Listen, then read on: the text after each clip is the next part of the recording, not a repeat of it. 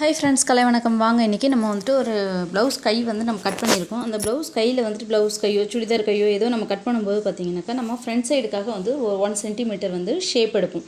அந்த 1 centimetre shape எடுக்கிறது பார்த்திங்கன்னா ஒரு சிலருக்கு வந்து சரியாக வர்றதில்ல. அது சரியாக வரல அப்படின்னும்போது என்ன ஆகும்னா கை வந்து ரொம்ப சுருக்கம் தட்டிடும்.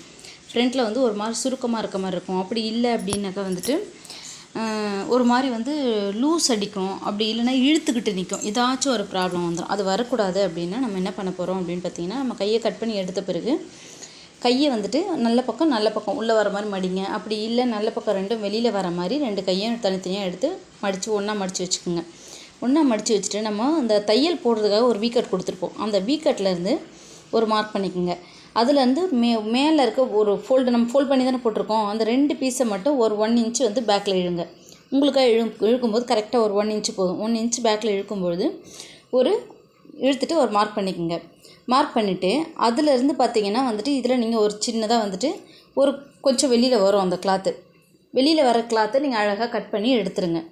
கட் பண்ணி எடுத்துட்டிங்க அப்படின்னும்பொழுது வந்துட்டு உங்களுக்கு கரெக்டான ஷேப் கிடச்சிரும். புரியுது இல்லைங்களா?